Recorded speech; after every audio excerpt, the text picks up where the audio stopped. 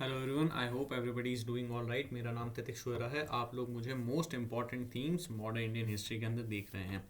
अपन tribal revolts को cover कर रहे थे, ट्राइबल एंड पीजेंट रिवोल्ट्स को। अभी किसके अंदर हैं? अभी सिविल अपराइजिंग्स के अंदर हैं। सिविल अपराइजिंग्स के अंदर अपन ऑलरेडी सन्यासी वाला जो है लेक्चर वीडियो कंप्लीट कर चुके हैं। उसे आप प्लेलिस्ट के अंदर जाकर देख सकते हैं। चलिए, फर्स्ट एंग्लो बर्मा वॉर। तो अहोम किसको पढ़ रहे हैं? अहोम को। सन्यासी अपन ने पढ़ लिया है, अहोम को पढ़ रहे हैं। सिविल के अंदर टोटल कितने हैं? सिविल अपराइजिंग्स के अंदर टोटल है 3। कितने हैं? मतलब अपन 3 को कवर करने वाला है। पहला है सन्यासी, दूसरा है अहोम और तीसरा है कुक्का। ठीक है। अब यहाँ पे देखो, जो अहोम पीपल है, अहोम पीपल कहाँ पर होते हैं? असम में होते हैं, है ना। और यहाँ पर क्या हुआ था कि सबसे पहले फर्स्ट एंग्लो बर्मा वॉर हुई थी। एंग्लो बर्मा, बर्मा आपको पता है क्या चीज़ है? बर्मा, पहले म्यांमार को बर्मा कहा जाता था। ठीक है। तो जो फर्स्ट एंग्लो बर्मा वॉर हुई थी उसके अंदर काफ़ी सारे, असम के अंदर, यहाँ पे बीच में असम आता है ना, इधर असम आता है। तो असम के अंदर जो है जो ईस्ट इंडिया कंपनी वगैरह वहाँ पे ट्रैवल करके गई थी ताकि यहाँ पर बाकी आगे जो है अटैक वगैरह कर सके। और ये तो असम, इस असम को तो अपन अभी जानते हैं, पहले असम बहुत बड़ा हुआ करता था, है ना। तो पहले असम बहुत बड़ा हुआ करता था। तो उसके अंदर वहाँ पे जो है ईस्ट इंडिया कंपनी गई कि हमको वहाँ पे लड़ाई झगड़े करने हैं। इन्होंने बोला ठीक है, तुम लड़ाई झगड़े कर लो, फिर तुम वापस चले जाना। ठीक है। इन्होंने कहा ठीक है, हम एक बार लड़ाई झगड़े कर लें, हम वापस चले जाएंगे। लेकिन आपको पता है कि ईस्ट इंडिया कंपनी जो है, एक एक बात जैसे कही जाती है कि British didn't rule the world by being nice. इसको याद रखना, इसको आप मेंस में भी यूज़ कर सकते हो। British didn't rule the world by being nice. ठीक है। तो वो उन्होंने कोई अच्छा बन के जो है पूरी दुनिया के ऊपर कब्जा नहीं करा था, पूरी दुनिया को राज नहीं करा था। अब इसको अपने अपने व्यूज़ हो सकते हैं, लेकिन अपन इस चीज़ को आज के करंट सिनेरियो के हिसाब से भी देख सकते हैं। अपन जो है अभी ठीक है, एक ऐसे स्पॉट पे हैं कि अपन बहुत ज़्यादा एग्रेसिव नहीं हो सकते, लेकिन उसके बाद बावजूद भी जैसे अभी जो करंट जो डायनेमिक्स है, करंट जो पॉलिटिक्स है, उसके अंदर जो अपन अपने आप को असर्ट करते हैं वेस्ट के सामने और भी बाकी जो नेशंस हैं उनके सामने, तो वो नेशंस फिर वापस अपना लोहा मानते हैं कि हाँ यार, इंडिया बहुत दमदार चीज़ है ना। इससे पहले की जो गवर्नमेंट्स थी वो क्या बहुत ज़्यादा ऐसी पिद्दू की तरह रहती थी कि नहीं नहीं साहब, नहीं नहीं, जो जो आप बोलो वैसा वैसा, नहीं नहीं नहीं नहीं साहब, नहीं नहीं नहीं नहीं, ऐसे रहती थी। तो अगर वैसे रहते थे तो वो अपन को सब्जिगेट भी ज़्यादा करते थे। अब अपन दबते नहीं है तो वो ज़्यादा दबा भी नहीं पाते। समझ में आया?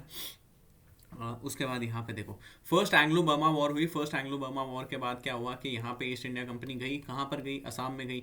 और असम से वापस लौटी क्या? नहीं लौटी। ठीक है। इन्होंने कहा था कि हम वापस लौटेंगे, लेकिन ऐसा नहीं हुआ। ठीक है। तो ब्रिटिश ने बोला तो था कि वापस चले जाएंगे, लेकिन ऐसा हुआ नहीं।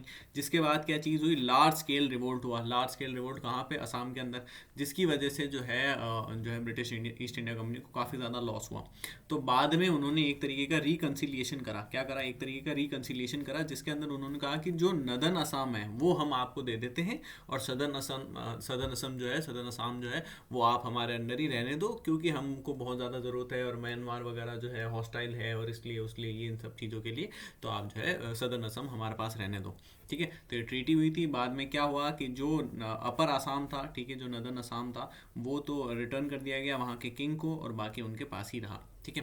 फिर बाद में धीरे धीरे वो उसको भी कैप्चर कर लेंगे, वो सब जो भी करते रहते हैं। अहोम, इसको याद रखना, अपन ने क्या पढ़ा? अहोम पढ़ा, है ना। नेक्स्ट चीज़ क्या है? कुक्का। कुक्का देख लेते हैं इसी के अंदर ही। तो कुक्का के अंदर क्या हुआ था? ये जो है ये पंजाब के अंदर देखने को मिला था। सबसे पहले तो ये एक socio religious type movement type था, जिसके अंदर सोशो रिलीजियस के अंदर एक तो बात ये बोली गई कि जो अल्कोहल है उसको मत पियो। ठीक है। उसके अलावा मीट का कंजम्पशन मत करो, है ना। उसके अलावा क्या बोला गया कि जो विडो री मैरिज है ना, तो विडो री मैरिज वगैरह को प्रमोट करो। उसके अलावा जो है इंटर कास्ट मैरिजेस वगैरह कर सकते हो। ठीक है। इन सब की बातें करी गई। लेकिन ये सब तो जो चल रहा था, बाद में ये चीज़ बहुत ज़्यादा पॉलिटिकल हो गई जब ईस्ट इंडिया कंपनी की असर्शंस वगैरह शुरू हुई, है ना। तो ये जो ईस्ट इंडिया कंपनी की जो असर्शंस हुई, इसके अंदर इन्होंने फिर बाद में क्या रूट अपना लिया? इसके बाद इन्होंने कह दिया, मतलब इसके बाद इनका एम हो गया कि वांटेड टू थ्रो ब्रिटिशर्स के। अब हमारा एक ही एम है, ब्रिटिशर्स को बाहर निकालना है। समझ में आया? और ये जो पंजाब है, ये पंजाब पंजाबीज का ये रखना चाहते थे। अगर आप जो है पहले की हिस्ट्री वगैरह पढ़िए, मैंने जो है लेक्चर सीरीज़ के अंदर अभी तक कवर नहीं करी है, एक बार ये वाला पार्ट हो जाए उसके बाद देखते हैं, अगर सिस्टम हुआ तो उसके बाद उन्हें भी कवर कर लेंगे, जिसके अंदर अपन समझते हैं कि भाई जो पंजाब के जो किंग्स थे, पंजाब को, महाराष्ट्र को, है ना, और उसके अलावा जो यूपी वगैरह हो गया, अवध वगैरह हो गया, इनको अलग अलग जो है कैसे ब्रिटिश ईस्ट इंडिया कंपनी ने यहाँ पे कैसे कैसे आए वो, ठीक है, सब्सिडरी अलायंस वगैरह क्या क्या चीज़ें करी और कैसे सबको हराया, क्या करा क्या नहीं करा, तो उन सब चीज़ें आती है। तो उसके अंदर क्या हुआ था कि एक पॉइंट के बाद जो पंजाब था, वो पंजाब कंप्लीटली किसके कंट्रोल में आ गया था, ब्रिटिश ईस्ट इंडिया कंपनी के कंट्रोल में आ गया था, इंग्लिश ईस्ट इंडिया कंपनी के कंट्रोल में आ गया था। फिर ये लोग चाहते थे, अब इन लोगों ने क्या एडवोकेट करा, मतलब ये इनके क्या जो भी थे, ये बहुत इंपॉर्टेंट है, ये वाला पार्ट बहुत इंपॉर्टेंट है, इस पर ध्यान देना। सबसे पहले तो ये बोलते थे कि भाई हैंड वोवन जो क्लोथ्स हैं, ठीक है, जो खुद के हाथों से बनाए गए क्लोथ्स हैं उन्हें पहनो, न कि जो ब्रिटिशर्स जो है यहाँ पे इंपोर्ट करवा रहे हैं उन्हें पहनो।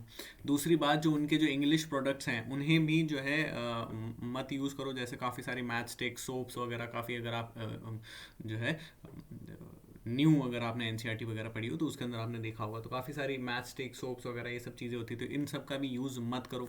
जो इंग्लिश लॉज हैं, ध्यान देना, जो इंग्लिश लॉज और जो इंग्लिश एजुकेशन वगैरह है इसे भी बॉयकॉट करो, ठीक है। ये इनका जो है कुक्का जो पीपल थे, इनकी ये आइडियोलॉजी थी, इनके ये आइडियाज़ थे, इनकी ये बात करते थे। बस इसी चीज़ के लिए मैंने ये कुक्कास को पढ़ाया है, बाकी उसके अलावा और कोई पर्पज़ नहीं है। अभी तक इसके ऊपर प्री में एक भी क्वेश्चन नहीं आया, लेकिन मेंस में ये चीज़ बहुत ज़्यादा इंपॉर्टेंट हो जाती है। कैसे इंपॉर्टेंट हो जाती है समझो, यहाँ पे क्या लिखा हुआ है, वापस से ध्यान देते हैं, वापस से पढ़ते हैं। वियरिंग हैंड वोवन क्लोथ्स और बॉयकॉट इंग्लिश प्रोडक्ट्स, ऐसा आपने और कहीं सुना है? बिल्कुल सुना है। कहाँ सुना है? स्वदेशी के अंदर सुना है, याद आ रहा है? तो स्वदेशी मूवमेंट जिसको इतनी ज़्यादा हाइप मिली, जिसके ऊपर प्री में क्वेश्चन ऑलरेडी आ चुके हैं, ठीक है। तो स्वदेशी मूवमेंट जो है उसके ऊपर जो है वहाँ पे उनका क्या होता था, यही होता था कि भाई जो अपने स्वदेशी कपड़े पहनो, उनके कपड़ों को बॉयकॉट करो, ठीक है। उसके अलावा जो अपने जो भी गुड्स वगैरह है उन्हें करो, यहाँ पर जो है एजुकेशन के इंस्टीट्यूशन वगैरह, स्कूल वगैरह यहाँ पर खोलो, फैक्ट्रीज वगैरह यहीं पर खोलो, अपने लोगों को खोलो, अपने लोगों को इस्तेमाल करो, है ना। तो ये इन चीज़ों की बात होती थी। अब यहाँ पर क्या चीज़ हो रही है, हैंड वोवन क्लोथ्स और बॉयकॉट इंग्लिश प्रोडक्ट, सेम चीज़ है, सेम चीज़ है। ये जो कुक्का है ये कब हुआ, 1840s के अंदर हो रहा है ना। और वो वाला जो स्वदेशी वगैरह वो सीन होगा, वो जो है बाद में जब एक्सट्रीमिस्ट आ जाएंगे और मॉडरेट्स आ जाएंगे, उसके बाद में लॉर्ड कर्जो आ जाएंगे। लॉर्ड कर्जो जो है बंगाल का